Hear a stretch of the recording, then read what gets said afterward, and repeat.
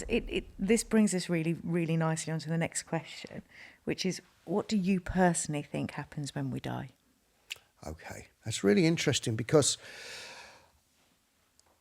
I've made quite a study of quantum physics as well. You know, I'm really interested in the many worlds theory. Like, if we die here, do we die everywhere? Mm-hmm.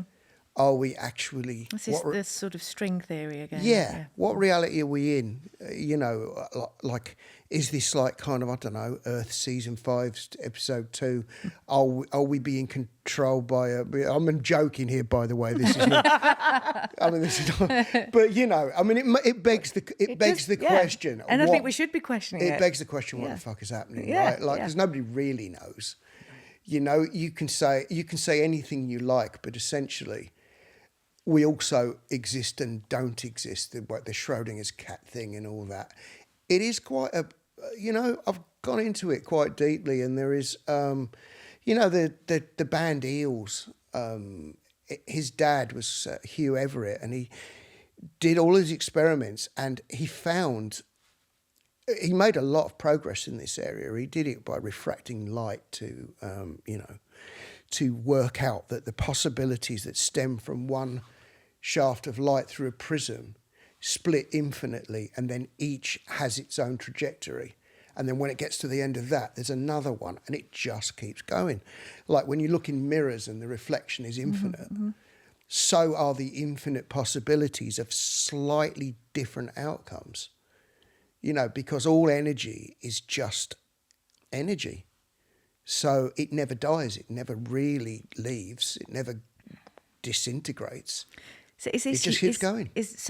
Would you say that's your I don't know where I got on that, really, to be quite honest. Brilliant. I was totally in it.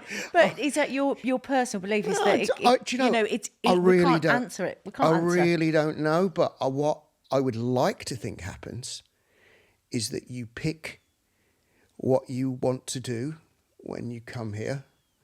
You pick the people you want to do it with and how you're going to learn your lesson. You pick your tasks, and so do they. You make an agreement that at the end of it, you will get through your tasks so that you can move on to whatever level is next. And hopefully you'll get through things until you've all learned all the things you need to learn. And that is what I hope happens. I think that would be really neat and a really interesting way of rounding up this. It's a type of reincarnation of sorts. Yeah, but also, where is the line between physics, between magic, between life after death, between pragmatism, between acceptance, between religion? Where's the line? It's all the same thing, essentially. We're all just carbon. So all of this stuff, because we are constructs, it's why something like magic can actually in some form exist through our will and through our desire to make things happen. Is it real? Are angels real, or are they constructs to help us through our life? Are spirit guides real, or are they constructs or guides for us to get through our life in a form we can understand, and we're drawing on energy around us in the concentric circles that we're in? I think you've just made it very palatable for everyone. Yeah. What's it about, you know? But where's the line is the important thing. Like, you know, where's the line between somebody in the White House who is changing reality for millions of people, basically chasing money, and the witch doctor in a tribal location in Ghana who performs a ceremony and miraculously the person in front of him gets better? It's healed, yeah. Yeah, exactly. And why is somebody with mental illness accepted as a shaman in one culture and locked up and medicated in another? Yeah. It's the same person in a different culture. Yeah. So the line is the thing I'm interested in, you know? And I find that everything that you experience and all the things can be tools, you know? Tarot can be a tool. Divination with rods or crystals or anything else, it's a tool. Reiki to channel energy and heal someone is a tool. And let's face it, they're far older than modern medicine. Some of these practices are millennia old, and you know. Some were destroyed in huge fires, you know, which probably would have advanced mankind by some amount. I mean, we've come a long way since. But, you know, the first light bulb was long before Edison. And it is quite telling that a lot of this stuff a lot of history has been, without trying to sound like a conspiracy nut again, it's quite telling that a lot of history has actually been rewritten. And that To suit an agenda. yeah. And there were lost books of the Bible, for instance, which is one of the just one of the versions, that were found in a dumpster in Egypt some time ago and carbon dated to be authentic. I'd love to see them. It'd be really interesting. Yeah. Who knows what's in there? You know, I mean, I think it's quite interesting to contemplate what could have been in that, you know, in those books, and why they were hidden for centuries. When it comes to sort of religion, do you believe in God, or I know you've sort of got your gift of. Well, it's something that's happened, I guess, to me, if you can call it a gift sometimes. It feels like one, and sometimes it really doesn't. But what I can say is I believe there's something, whether it's us, whether we're, you know, I want to be my own God, you know.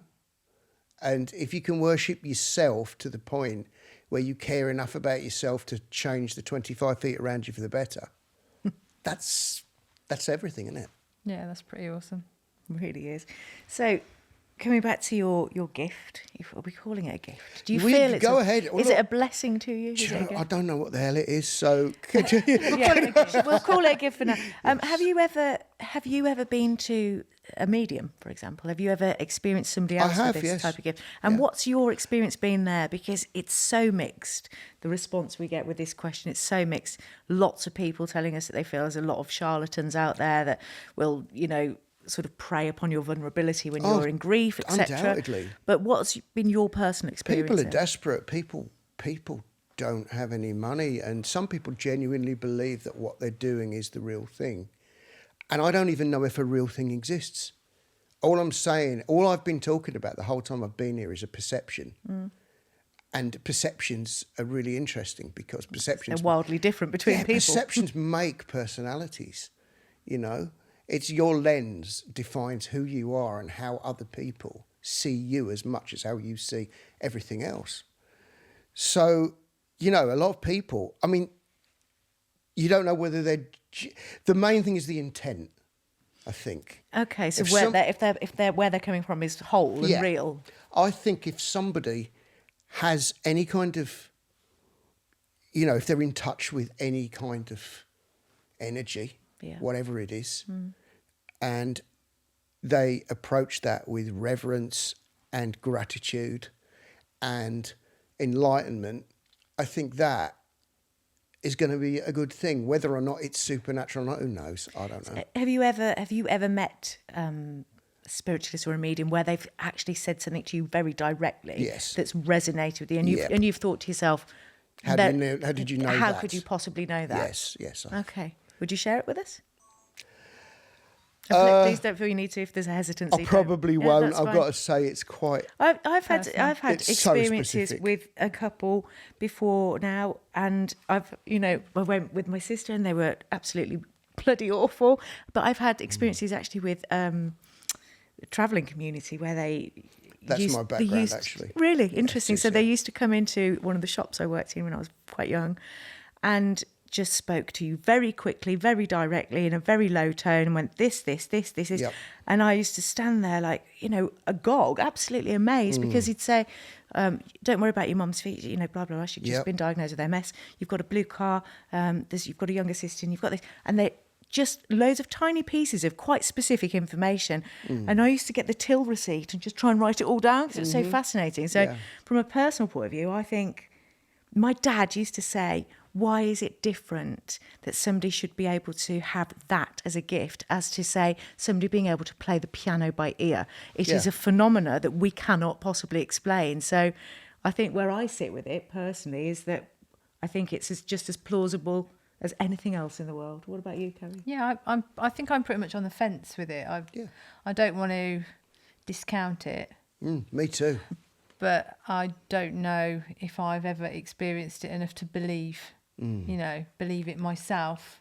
You probably need a personal experience of it. Maybe. I would be interested in having one, but I find it interesting that your gift allows you to hear things, and obviously your business is music. That's exactly what I thought just earlier, think that's rather than vision. so Some people bizarre, isn't it? I've watched people connect to something outside themselves when they play instruments. You can almost see the energy around them. It's like a transcendence. Well, they kind of turn, sometimes people turn from this incredibly shy, shuffling, kind of awkward human being to this fount of energy that comes from what seems to be absolutely nowhere. They're connecting to something. And I think if that's something that is prevalent in all the arts, I think somewhere, it's not all study. I have a friend and she had never drawn anything really seriously in her life. And then she did an ayahuasca ritual, and when she came back, she started drawing, and it's absolutely phenomenal, almost right like from an the off. unlocking of that part of it the just the brain. unlocked something there that had obviously been dormant for many years. It's latent, the ability is just sitting there. And I will send you a link later. Please do, yeah. But she started drawing, and the realism is astonishing. It really is. You look at it and you're just like, that just looks like exactly like what she's drawing. She doesn't copy from things. It's just like, bash. So that experience unlocked that skill, Yeah. just like your experience unlocked your ability. Yeah. Whatever the catalyst is, who knows? I mean, it could well have unlocked the music thing too. It could have unlocked anything. Yeah. I mean, what I'm saying is I think that an extreme experience of some sort probably awakens chemicals in the brain that allow you to see things that maybe other people don't really have. So it's quite a biological viewpoint. Oh yeah, Yeah. It could do, or even it might give you a perspective that other people don't have, which could also explain a lot too. Yeah. And whether or not somebody would say it was delusion, who cares? I don't care. And what I really about, I don't. mean, this is really off the cuff now, but just Yeah. because I'm interested, but how do you feel about dreaming? Do you think that we're presented with situations in our subconscious in dreaming that could also be in keeping with this? Well, a psychiatrist would say that we're every character in our dream anyway, and that whatever scenarios are played out in our dreams are relevant to our experiences and relevant to our outlook and also to situations that we're trying to deal with. But when somebody external comes into your dream that means something to you and has an animus, if you like, something that's, something that doesn't feel like it belongs in you, in your perception, in your dream, it feels external. There's a visitation, if you like. A lot of people talk about that stuff happening. So I didn't actually steal the yacht that I dreamt about last week. Is that You what might you're saying? still, I reckon it's parked on the canal. We should probably check. I mean, there was a dead body on it. Oh, okay, And yeah. also, I brought it. Was that a prop looked for this at the podcast? photograph, and when I tipped the photograph up, he opened his eyes, and I woke up thinking, well, I wasn't really expecting that from last night. Very interesting. It seems like a silly question, really, but I was going to ask you that if it was all to end tomorrow and you had more time, is there anything you'd want to achieve? But you seem like you've achieved so much.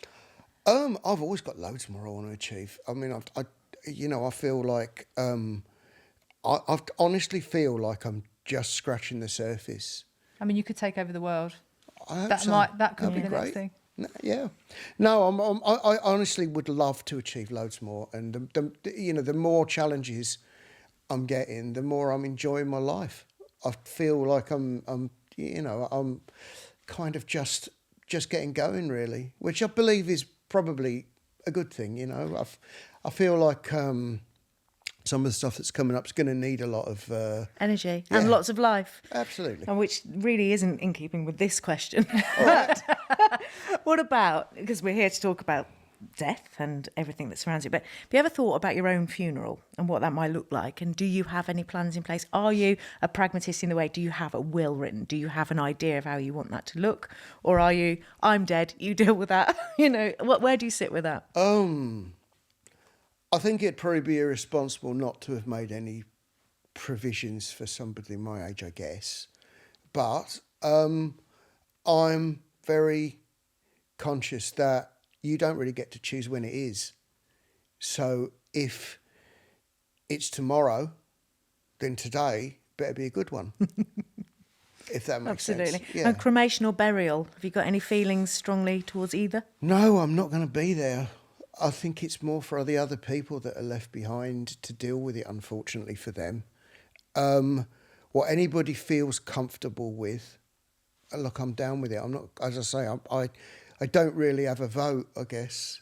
I'm probably the only person there who wouldn't have a vote in that. So Surely you've got to have an epic playlist, though, for your funeral. if somebody wants to make one, I'd love to hear it now, actually. Yeah, So, you could have a living funeral. Yeah, We've just Louise, who you've about just those. met, yeah, That's she could do that. Yeah. That sounds like something I'd probably be more interested in, I guess. Yeah, apparently it's a new thing that's getting more traction, isn't it? Living funerals. So. Yeah. Yeah, well, it's a lot of money to spend on a wake. I mean, Yeah. you Yeah, thought maybe that. we can get six. Do Enjoy they do it. one of those on Groupon or something? Yeah, maybe, yeah.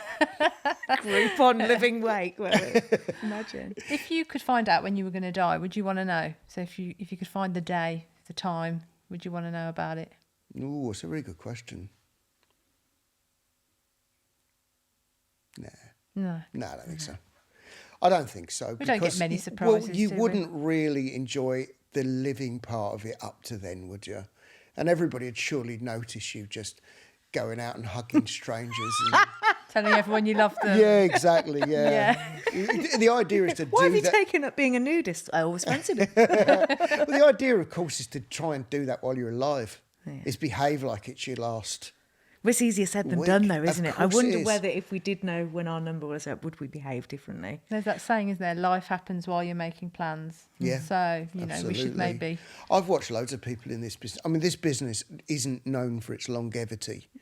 You get a lot of people with problems with substance abuse and people who kind of really, sometimes you just look at them and you think, I don't know if you carry on like this is not going to last very long for you. And sometimes you're right, and sometimes they turn it around. Do you think there's a link between those creative types and substance abuse and alcohol abuse? And because I mean, we all, lots of people sat in this room and just outside of this Yeah. room, we have moved in these circles. Well, it's an endless craving for dopamine for a lot of people. It's why there's such a high percentage of neurodivergent people in the arts. People with ADHD crave dopamine. It's one of the chief causes of your brain not functioning in a traditional way.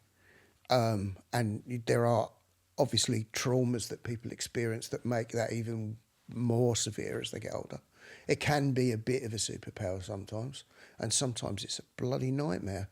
But having said that, the dopamine, not addiction, but the craving of brain stimulation is something that I think a lot of creatives, they wouldn't be creatives, I guess, if they didn't have a bit of that, some of them. Some of them are very analytic and mathematical about what they do, and they plan everything, and they have these kind of achievement charts, and they will methodically go through everything, and they will use their talent to achieve what they need to achieve. And some people are just fireworks, and they just take off and explode everywhere. And as a result of that, I mean, sometimes they will be the people who are last out of the bar and the people who are ringing their dealers every 4 hours. And you see a lot of that because people are craving chemicals, which is why they picked up a musical instrument in the first place, or get this enormous rush from going out on stage in front of thousands of people. So I think there's a link, yeah, definitely. What about fear? So while we're talking about human emotion, fear for a lot of people, when we think about death, people are fearful. Yeah. And they're fearful because they don't want to lose the people they've loved. But how do you feel about it? Some people are scared because they've believed their entire life that there's another thing at the end of it afterwards. And they're scared there's not going to be that. And some people are scared of that it's going to be different and, that what if it's true? And it's not what I thought it was. It's just end, finish. Yeah. So Are you frightened yourself of death? no, Not at all? I'm not. No, I've been through some stuff that has actually made death feel quite palatable. So, and I don't say that lightly. That's actually true, you know. So, I am incredibly happy, and have been for some time these days. So, while all that's true, I'm honestly not scared of death because, well, for a start, I don't remember anything about Life. drowning. Okay. Nope. And recently, I mean, this is a trip. I mean, recently I went to a Greek island and I fell asleep on an inflatable and woke up a mile out in a shipping lane. Oh, my word. And then I had to swim back, which is mental because I technically probably can't do that. But I honestly felt I was being pushed back. I couldn't move my arms when I got to the other end. Oh, wow. But it's not like I was in the South Pacific and with sharks or anything. I mean, it was a Greek island, Yeah. but it's Still- a mile. Still a don't shipping wanna- lane. Still Yeah. don't want to be a mile out. And there were Yeah. ferries every 40 minutes, so it was a bit terrifying, I have Yeah, to I say. can imagine. And all I could see in the distance was this blue and white church, you know, on the horizon of Agistri, which is this tiny little Greek island right next to Athens, pretty well. But I woke up on this inflatable. I mean, I must have just sailed past everybody. And I woke up by falling in. And then I watched the current take the inflatable 30 metres away from me. So I couldn't even get back with it. I literally had to swim all the way back. And technically I should have been dead. But I felt, certainly for the last part of the journey when I thought, I just can't do this. I just felt like there was somebody actually dragging me or pushing me. And Not I your managed time. to get back. No, it's just I chose not to take the door, yeah. That's one thing I do believe is I think you get several opportunities. Some people get several opportunities in their life to take the door. Really? And if you don't take it, then you're not ready for it. You know, you only take it when you're ready for it. That's That's my interesting. theory. Isn't that? I've not heard Yeah, that I before. think that sort of twins. It's not an people who original are- theory. I Yeah. heard that. If you people know, who but- are, you know, sort of really poorly at death's door and they haven't got they don't want to give up, they keep fighting, and then they can come back full No, yeah. circle. So People outlive their prognosis yeah, a lot. don't yeah. they? So yeah. Well, Gav, that's been absolutely, totally fascinating. Thank you so much for making the journey to be with us today. It's a real pleasure to be here. And as I said, you know, none of these views are, you know, like I can't prove or disprove any of it. Well, who All can? I can do, no I one. think we could say that about anything, organised religion, So anything culturally. you may as well say the thing that you're thinking rather than some sanitised version of it, because people don't appreciate that. They like reality. If you ever get a message that seems to be for somebody, do you tell them? I have done. And how did that go? Mixed reception, really, I guess. But in every case I've ever done that, they have turned out to be very accurate. Really? Yes. It's not put you off telling people when these things come through? How can I put this? It can do, yeah. But it was. I mean, if you're in a studio session with a band No. and you're like, oh gosh, I don't this is do not that. the most appropriate Look, I time. sometimes use what I feel to be guidance during a session. Yeah, of course. You know, if I feel there's something about the person that might need I don't know, like a gentler way of speaking to them, or a certain thing they'll respond to, and I hear a little something that tells me that everyone gets intuition. It's not just me, you know.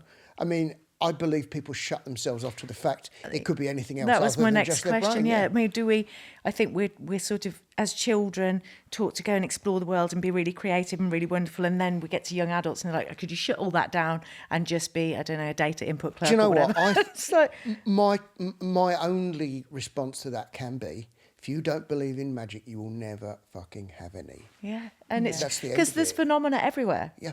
In nature, everywhere. We just Yeah, got to how do you see it. explain half of the cellular structures that make up the entire fabric of what we exist in, including ourselves? You can't human explain body, any of yeah. that. Human body's fascinating. That is an absolute miracle of one sort or another, whether it's a chemical miracle, a spiritual miracle, or some combination of all of it.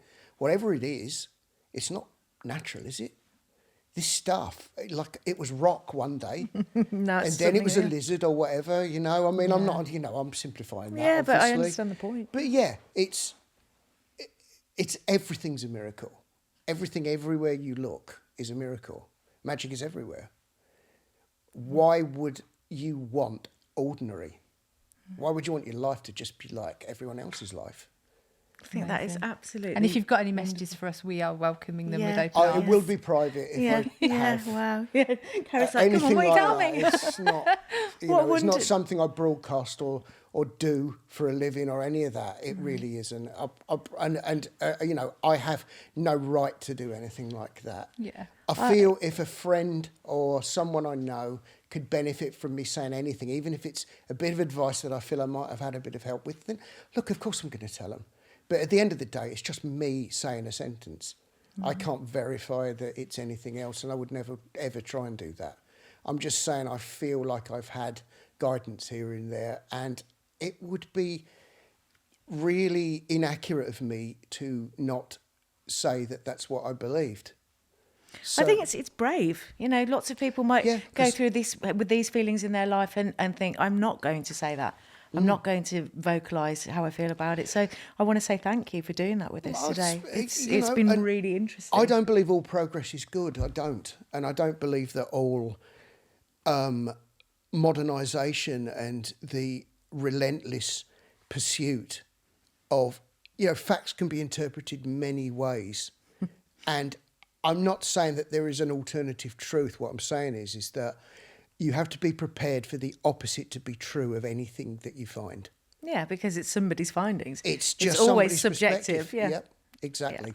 And art particularly is subjective. Yeah, absolutely. So, and I live in a world of illusion with the art I create, because something was not there, and then a bunch of people get together in a room, something happens, and then there is something there. And that is magic. Of course it Yeah, is. absolutely. You know, Wonderful. it's kind of a life's work of anyone who does this job. I'm sure Matt would say exactly the same Yeah, thing yeah. in his own way. It is a privilege to be present when something is materialises that didn't exist before. When the magic happens. When the Yep, magic happens. exactly. It's And been just absolutely Yeah, it's amazing. lovely to meet you Thank and you. lovely to talk to you. And thank you for sharing with us, and thanks for agreeing to make the journey and be here today, and It's a also pleasure. for your support. Really appreciate it. It's a pleasure. Gavin Monaghan, ladies and gentlemen, thank you. Thank you. Santa.